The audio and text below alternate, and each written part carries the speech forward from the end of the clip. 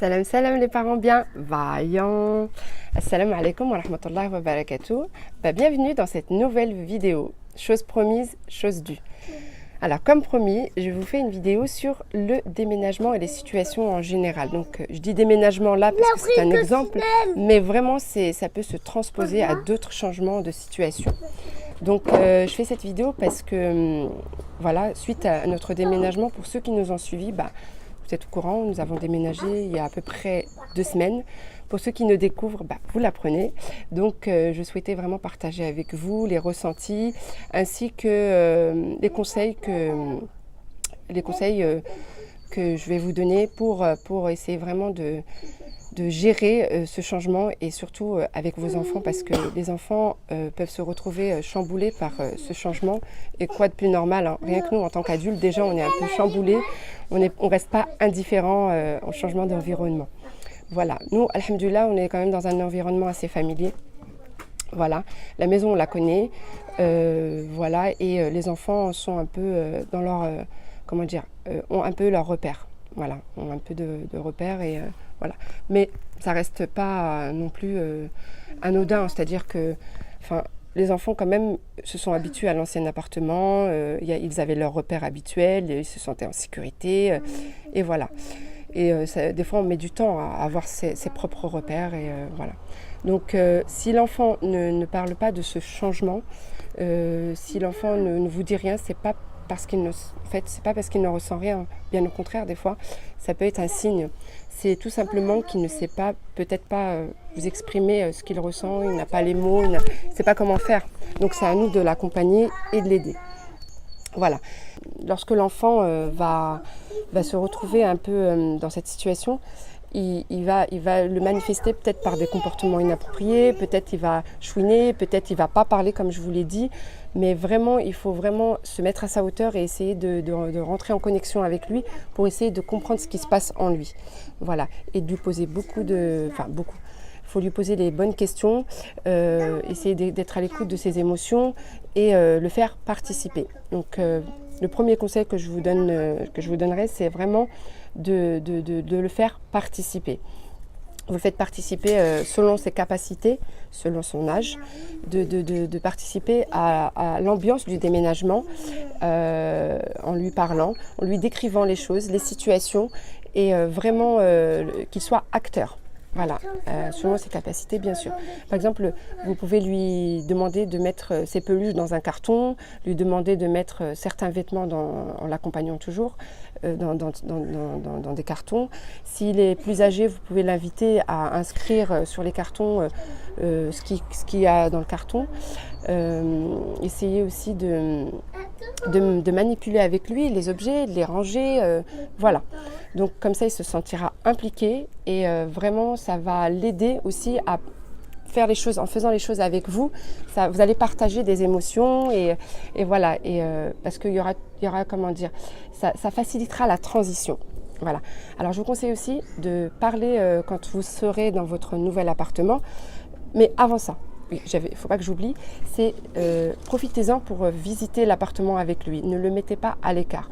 Même plusieurs fois, hein, même pour nous, c'est un bien de visiter plusieurs fois. Ça nous permet de visualiser un petit peu notre futur. Et lui aussi, essayez vraiment de lui apprendre à prendre conscience de ce qui se passe en lui lors de la visite. Demandez-lui, voilà, comment tu trouves l'appartement, ici ça va être ta chambre, comment tu vas l'aménager, comment tu veux qu'on t'aide à l'aménager, voilà, selon son âge. Mais vraiment le faire participer à un maximum. Alors le troisième conseil, ça serait vraiment de lui permettre de trouver ses repères. Et quand il va trouver ses repères, lorsque vous allez être déjà dans l'appartement ou dans la maison, de vraiment pour qu'il trouve ses repères, il faut lui parler aussi du passé.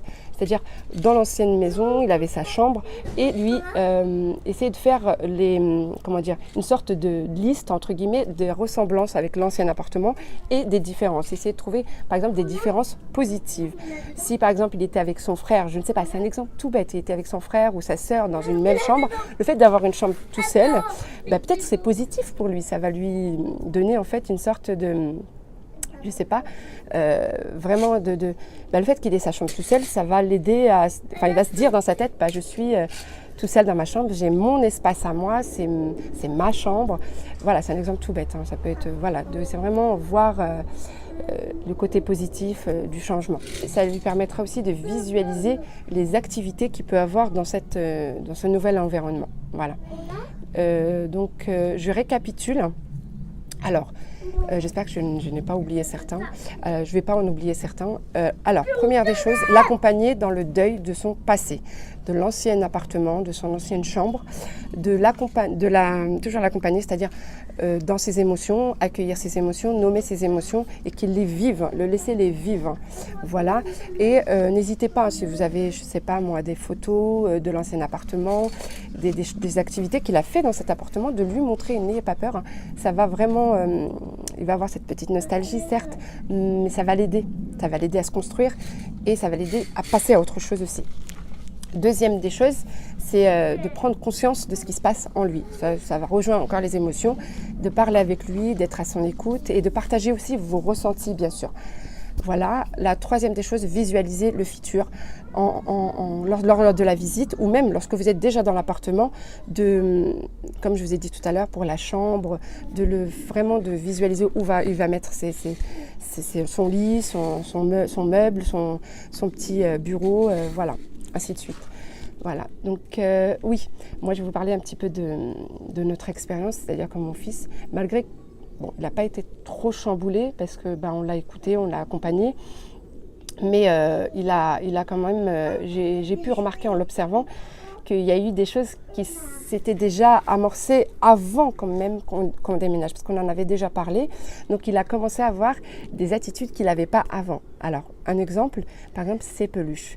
Il a beaucoup de peluches, mais il en avait une ou deux en particulier qu'il affectionnait beaucoup, qu'il affectionne toujours, mais une semaine avant le déménagement, il avait tendance à vouloir toutes ses peluches, mais vraiment toutes ses peluches. Il dormait avec toutes ses peluches, il les emmenait partout, du salon jusqu'à la chambre, de la chambre au salon. Et ça m'avait tilté en fait. Et là, je me suis dit, à mon avis, c'est dû à tout ce qui se passe, ça bouge beaucoup dans la maison, on parle beaucoup du déménagement, on est dans les préparatifs, voilà, donc lui, c'était un petit peu pour se sécuriser en fait. Donc, et là, il continue encore à le faire dans le nouvel environnement. Donc il faut le laisser faire et l'accompagner, et vraiment parler avec lui demander ce qu'il ressent et voilà, c'est tout à fait normal. Il aura peut-être des changements de comportement, il faut l'accompagner dans ces changements et vraiment l'aider à traverser ça. Voilà, et c'est même ça en fait. Faut pas, c'est pas parce qu'il pleure ou il chouine qu'il faut se dire oh là là. Voilà, c'est pas bon. Non, en fait, il faut le prendre du bon côté, c'est-à-dire qu'il est en train de traverser quelque chose et il faut l'aider à le traverser. Voilà, traverser cette épreuve, en fait. Voilà. Et aussi une chose qu'il ne faisait pas avant, c'est que hier soir, par exemple, il m'a dit maman, je vais être tout seul dans la chambre, tout seul, dormir tout seul dans la chambre, malgré qu'il avait vraiment... c'est rare qu'il me dise ça, mais je l'ai accompagné dans le coucher. Et en fait, je lui dis tout simplement, tu sais, Allah, il est avec toi. Tu ne seras jamais tout seul, Allah, il sera toujours avec toi. Où que tu sois et quoi que tu fasses, de toute façon, Allah, il est avec toi. Et ça l'a rassuré. Et lui dire aussi que le fait qu'on ait déménagé, qu'on soit dans un nouvel environnement, Allah, il est avec nous partout. Partout où on est, il est avec nous, ne t'inquiète pas. Voilà. J'espère que cette vidéo vous servira, qu'elle vous sera utile. Vraiment, je vous dis... on parle du déménagement, mais ça peut se transposer dans d'autres situations, dans d'autres changements de situation. Donc voilà. Donc je vous souhaite une agréable journée avec ce beau temps. Profitez-en. Et qu'Allah vous protège, qu'Allah vous préserve et qu'Allah nous facilite dans nos épreuves et dans nos changements de situation. Et assalamu alaikum wa rahmatullahi wa barakatuh.